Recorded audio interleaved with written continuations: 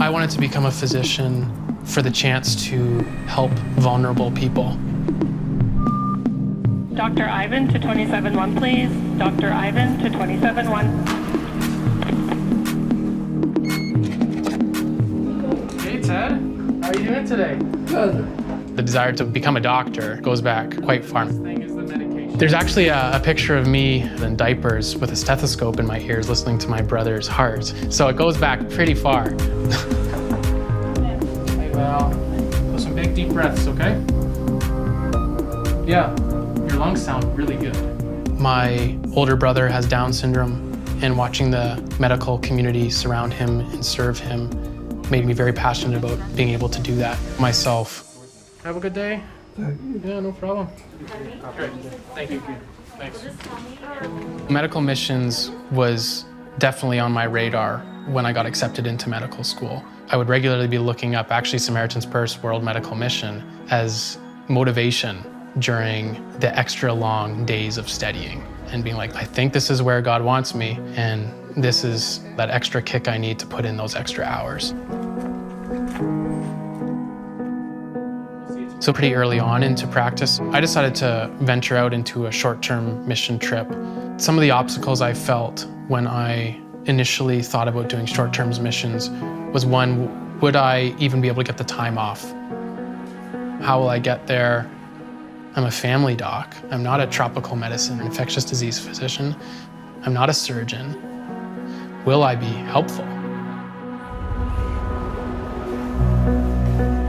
I found that if you're willing to enter into the unknown, that God will meet you there and provide a way through the obstacles.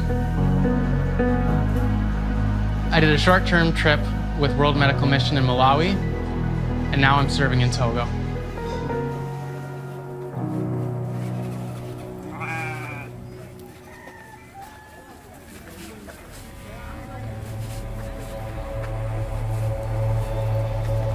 My experience serving in Togo has been kind of a mix. There's been days where I felt great joy and great accomplishment, like I've made a significant difference. There's been days where it's felt the opposite.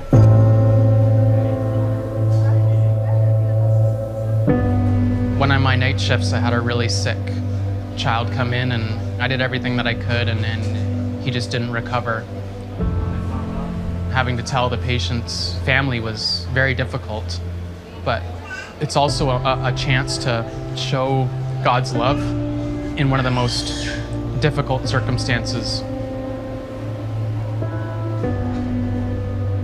In North America, it's an assumption that children make it. In Togo, that's not an assumption at all.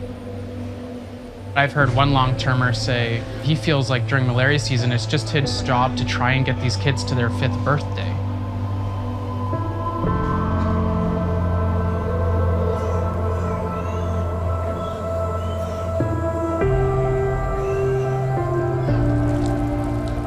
It's been overwhelming at times, for sure.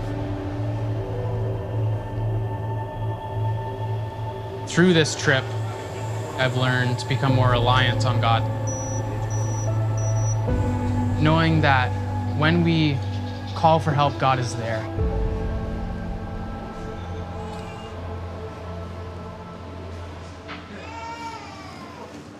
Sorry, guys. The first couple of shifts, being exposed to,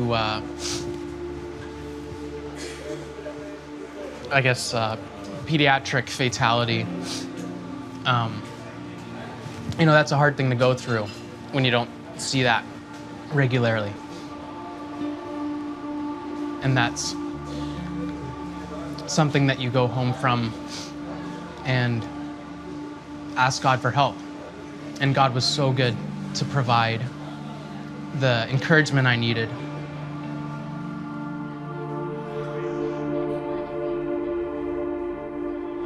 Family have any questions? When talking about short-term medical missions, I feel like the elephant in the room is that it's hard. It absolutely is going to be hard. and it is going to be challenging. God doesn't always call us to the easy, comfortable thing. How do we develop more trust in God? Do we do it by staying in a place that's comfortable? No, we do it by going to the challenging places that He calls us to and learning to rely and learning to trust on Him. If you're struggling with trusting in God, maybe the answer to that is exposing yourself to things like a short-term medical trip and trusting God through it. There will always be an obstacle to going on a short-term medical missions trip. Don't let the excuses hinder what God would do through you and for you during a short-term missions trip with World Medical Mission.